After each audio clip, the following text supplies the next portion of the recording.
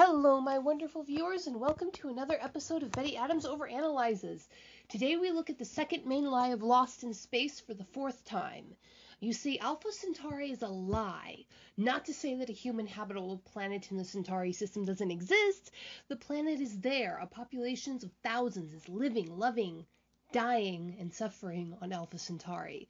This is a population that needs farmers, mechanics, and doctors. Oh, Alpha Centauri is real, very, very real. But not even a doctor of Judy's skill set is going to find a shiny, pre-made career waiting for her in that pit of misery.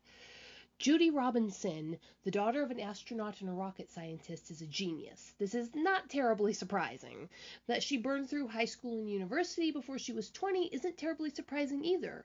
For a brief period in the late 60s and early 70s, it was actually fairly common for schools to advance gifted children on a purely academic basis. My mom had a personal friend who graduated high school at 14 and then finished their bachelor's degree by 16. There is a good reason, however, that it seems so strange to modern audiences, why Judy Robinson, having her doctorate at 18, struck such a sour note with the audience. The vast majority of these academic geniuses weren't emotionally ready for the life and stresses of the university, and simply being so intelligent set them apart already. My mom's friend crashed and burned once he'd graduated. When he graduated with that bachelor's of science, he literally didn't know how to tie his own shoes. Thus the fate of many of these advanced geniuses. For all of his lack of education and polish, Don West is a much more successful, independent human being than Judy Robinson. He has a much more accurate view of human nature. You see, Judy Robinson led a very sheltered life. She was protected from the crash and burn aspect of most young geniuses by having been raised either on the heavily regimented family units of military bases or in fenced upper middle class communities. She was raised with the closest thing to selfless love that can exist in our species. She was raised to give selfless love and has had years to practice it before being set loose in the world. She has never once in her life lacked for any resource except time. She spent her only time out in the world among people from similar backgrounds in her medical training, doctorate students with similar views of resources and similar standards for life. Her fellow students would have been especially protective of her as a child among adults. This life has left her brilliant, loving, and nearly without empathy for the majority of the world. Judy Robinson literally cannot imagine what it's like to struggle in the same way that Don Robinson has. Judy Robinson has no concept of fair exchange. Her entire life held the perspective that if she needed something, it was there. Money has always been real to her, a resource to be used wisely to be sure, but it has always done its job. She offers it in exchange for what she wants, and she gets what she wants. In the same way, she offered her skills to the government, and she got her ticket to Alpha Centauri. She has never had to tuck a tiny Will into bed as he whimpered from hunger. She never went to bed hungry so that Penny could eat. Meanwhile, you can bet your last worthless dollar bill that Don West has gone to bed with his stomach grumbling so that a casual friend had something warm in his belly. Don has probably gone without many things many times. Judy never had to listen to her father break down crying because he couldn't provide what his family needed. Before they left Earth, she never once saw either parent break from helplessness. They lived in a sheltered community, protected by a government that would do anything to provide for the people who did its violence for them. From her perspective, the interference of the government is the boon that supplies her with whatever she needs. Judy Robinson has never gone to the store with supposedly enough money to get what she wanted, what she needed, and then been told by the grim-faced clerk that what she wants isn't to be had for any price. She has never had to hear that the medicine that she knows will work is being held up because some bureaucrat a literal continent away is blocking its production because of some ignorant bias or seditious bribe. She has never been driven away by riot police from a store that was forced to close due to some perceived threat, a threat she was willing to face, but that some local tyrant of a mayor or governor has decided that she has no right to choose to face on her own. She has never even had to think about the hard lesson that money is literally less than nothing the moment people lose faith in it. If the world was in half the chaos that the show implied, you can be dang sure that Don West has experienced all these things and more. Look back over the weeks and months of the lockdown of the virus of 2020. If you were blessed enough to not have encountered shortages in any way other than an irritating delay on Amazon delivery rates, then count your blessings. In Germany, people were rioting and demanding the economy to reopen. In Italy, desperate families were planning raids on social media to steal food from stores because they had money, but the stores were closed. And all that the world was reacting to then was a particularly bad flu. In the world of Lost in Space, there was multiple volcanic eruptions.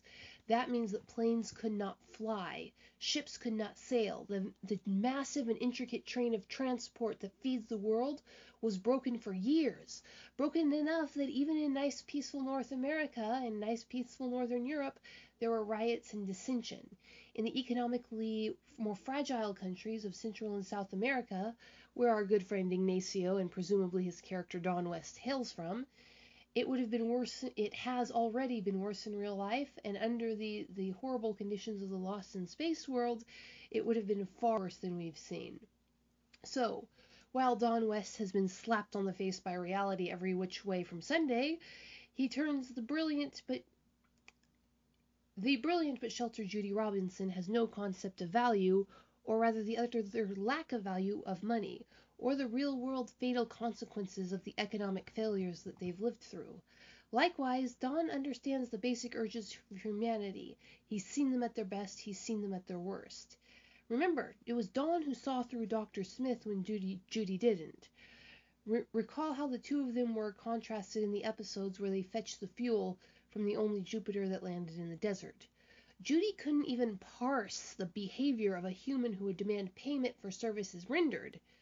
Given how clever she is, how fast she is shown to adapt to new conditions, this probably means that she has never had to think about payment for her services, which means she has never discussed payment for the services she will be providing on the colony, which in turn almost certainly means that the colonial government simply isn't offering pay to its eager young first-year doctors, merely exchanging their training and transport to the colony for food and medical care. Because, believe you me, if there was a pay packet being offered, Judy would have had to sit through every mind-breakingly dull minute of the government-mandated presentation of her package benefits. She hadn't, ergo there isn't a benefit package waiting for her beyond food and a place to live. You see, Judy is a brilliant doctor. She is the living embodiment of the big five aspect traits of conscientiousness and agreeableness. Judy Robinson, she really would work herself to death for some abstract like the good of the colony. And this personality trait, this cluster of personality traits, nearly blinds her to the reality that 999 humans out of 1,000 would not do this. Judy is literally too good for this world, whichever world that is, and this is sweet, this is endearing, as long as you are not one of those 999 people who have to deal with the consequences of people like Judy Robinson getting in political power.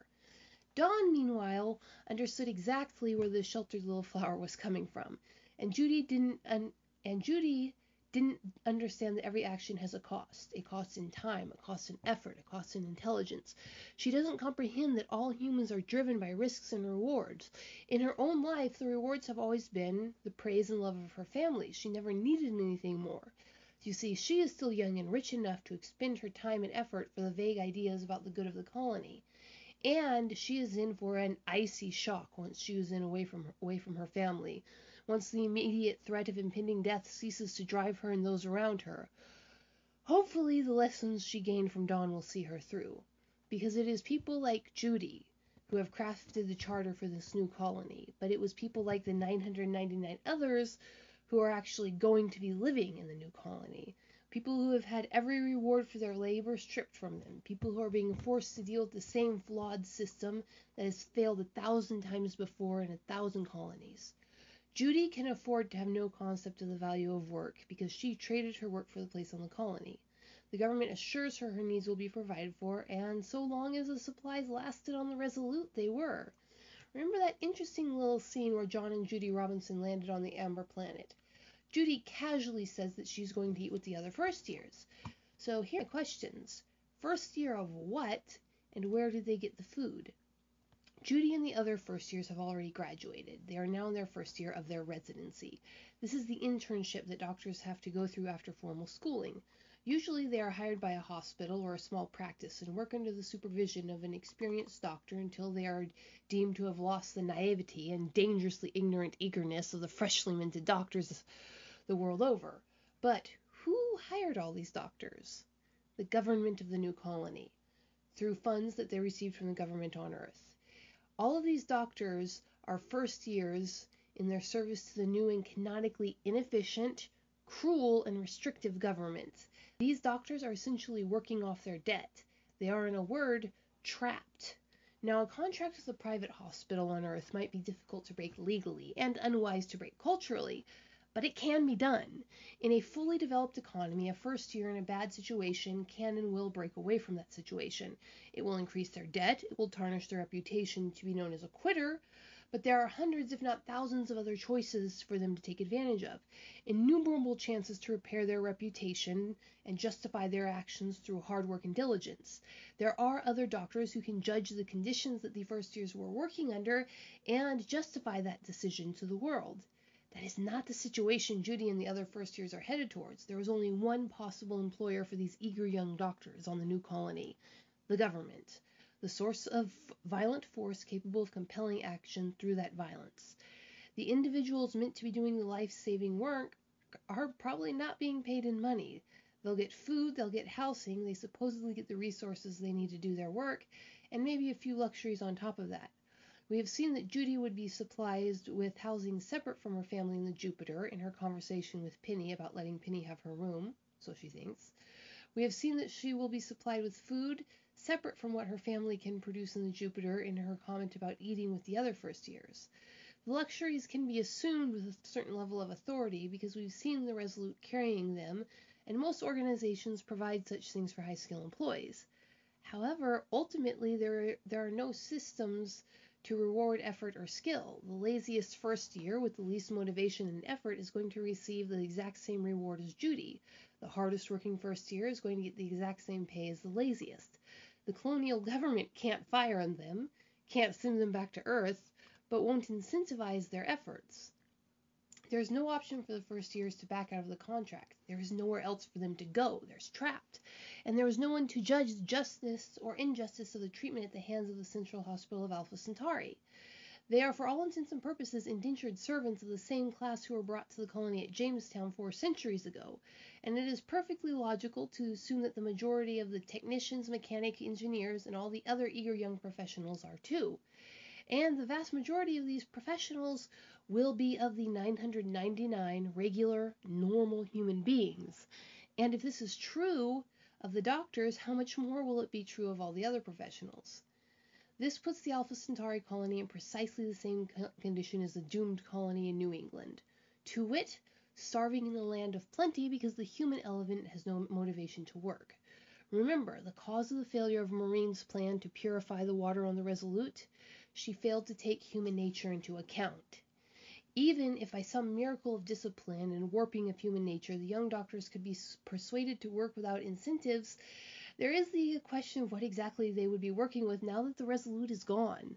The show has shown us of the world's medicine that it's highly advanced. We've seen a printed cast for a broken leg, a handheld light device that can heal a stab wound, a shelf full of bandages, a computer that can keep track of 5 sets of biometrics at once. The medicine of this world is based inherently on technology and the industry that allows that technology to exist. Without the industry, without the massive army of blue-collar workers supporting this, the vast majority of the medical tools that Judy Robinson should have access to simply don't exist. And because the colony on Alpha Centauri has no industrial base, as we went over in the previous video. Even if the colony did have the machines to make the new medical supplies, they don't have the thousands upon thousands of necessary human elements, the mechanics, the tinkerers, the troubleshooters, the tech support in India that can tell you how to get the computer up and running when it's suddenly only speaking German. Alpha Centauri does not have the 1,000 points of economic connection that allows these systems to work. All of that fancy tech would soon be useless as the complex supplies and parts ran out, leaving the tools of medicine a pile of so many paperweights. So now, all of these first years not only have no incentive to work, they have no tools to work with. They have no doubt never built the basic diagnostic skills that doctors have used for generations, content that they will have their sensors and machines to observe the human body for them. Think about it. Judy burned through her college education in a handful of years. She hasn't had the time to build her inherent diagnostic capacity, and this is probably true of most of the other first years. Once these machines fail, they will be unable to diagnose, even if they could diagnose. Remember, Alpha Centauri has no industrial base. That means it cannot make its own medicine. It means it cannot make the 1,000 tiny conveniences that keep the human body ticking along. It means that the colony has no use for a crop of first years that were trained to be utterly dependent on machines that won't function, on medicines that aren't available, and who are a constant strain on the system that is already broken, because most of them didn't bring a handy farm with them in a Jupiter. Ask yourself, when Judy so blithely told her father that she was going to eat with the first years, where exactly did that food come from? On her own family's J2, the food which she had grown with her own 2 hands. Presumably, each family was growing their own food on this temporary colony on the Amber Planet. Presumably, each family was taxed a certain amount of food to provide for the doctors, who in turn provided needed medical care, something they were probably happy to do. But what happens when the doctors can no longer provide the medical care? When the store of machines, medicines, and even bandages run out and they can't print more? When creating the food becomes more difficult? When generating that food becomes almost impossible because you have a medical need that the doctor couldn't fulfill? How are the first years going to justify getting that food then if they're producing nothing and their failure has prevented the production of food? See, the first years were promised that food by the government, but out here on the colony it is painfully clear that the government can produce nothing, that the government essentially does not exist. It takes the form the government takes from the people who are producing, destroys a certain percentage of that, what it takes to inefficiency, and then distributes the rest according to arbitrary regulations that might have made sense on Earth, but don't on the new colony. So, will the government in the representative form of Victor Dahar now use force to take food from the families growing it for their own use and give it to the first years who are producing nothing? Judy can, of course, go running back to her family and be part of that productive unit, guaranteed food and the protection of her warrior father. But how many of the other first years can say the same? How many of them came without Jupiters or lost their Jupiter to one of the many destructive accidents or attacks? How many of these first years are now entirely dependent on a government that is weak, haphazard, and unable to fulfill their needs? However, we have been looking at the situation on Alpha Centauri, the situation that the rest of the 23 colony groups find themselves in with the loss of the Resolute. We have been using Judy and the rest of the 24th colony group as an example of what they can expect on Alpha Centauri. And while all that talk of ignorance might have been true of Judy and her fellow first years when this mission started, it sure as a meteor damage ain't true at the end of Season 2. Judy and every one of those first years have been gradually but surely feeling the pinch of privation, as was so handily illustrated by the interaction between the nose-punching Andre and the ever-resourceful Don West. The colony had moved into a cashless economy, as Don West so handily put it. These colonists have learned the hard way how little there is to the concept of money. They have learned how useless the government is. This is handily illustrated when the scruffy and battered Victor Dahar informs John that they have been having to scrape for even the bare essentials to survive. Water, and therefore food, are in short supply. And yet this tiny fragment of a colony has survived for 7 months. The proof is in the pudding, as it were. As Andre showed, they have learned to trade, they have learned to barter. Perhaps bottles of water have become the new monetary system. Literal hills of beans and peanuts are now worth far more than any amount of imaginary currency they once have been compared to. The clever and sheltered first years have learned to barter the limited time they are needed as doctors and spend the rest of the time making their clever brains and clever fingers useful to the people who grow the beans and the corn they need. In short, this 24th colony group has rediscovered the true basis of any economy: willing and voluntary trade. So, here we have the contrast. The free-willing colonists of the 24th colony expedition, forced into a libertarian cashless economy by chance, and the by-the-book, obey-my-authority colonists of the previous 23 trips starving back at the broken colony. Essentially, this is the contrast between Don West and Victor Dahar at the beginning of Season 1. Dahar is well-meaning. He is able to do some things, but people resist him, usually going along with his plans because his goals fit theirs, and they can understand on a theoretical level that his plans will get them there. He is well-meaning, idealistic, but he has no idea how to motivate people other than to tell them what he is doing and then logically convince him of his plans. That doesn't work so much when people are scared and starving. Don West is in his own way just as idealistic. Don would protest that, but he does his part when the chips are down. But you see, Don has a power that Victor Dahar doesn't. Don understands motivation. He understands that even the most selfless humans need a carrot at the end of that stick if they're going to keep on keeping on. He represents the value of having the freedom to trade what you want and how that motivates people. And these two men have had plenty of time to rub off on each other. Dahar has loosened up, learned to accommodate the freedom his colonists need to maintain the food and water supply on the Amber Planet. West has settled down and is learning the business benefits of following the rules, at least the ones that make sense. And here we might have the material salvation of the colony at Alpha Centauri. Victor Dahar will continue on to Alpha Centauri no matter what the Robinsons might choose to do. Recall, the original Robinsons never did make it to Australia. And Victor Dahar will bring with him his bitterly won understanding of a colonial economy. Just as the survivors of the Sea Venture returned to Jamestown, bringing reform and the nascent beginnings of free market ideas, Victor is likely to sail into Alpha Centauri and bring the ideals he learned from Don West and life in general to the colonists there. Hopefully, that will be enough to mitigate the starving times of the past year or so that the Alpha Centauri colony has endured without the support of the Resolute and her constant shipment of supplies from Earth. So, what do you think, my wonderful viewers? Am I way off base, or is the colony on Alpha Centauri starving for want of freedom? Leave a like below if you agree, and a comment atomizing my analysis like the Resolute if you disagree. Hit that subscribe button, like and share this video. Peace out, my wonderful viewers.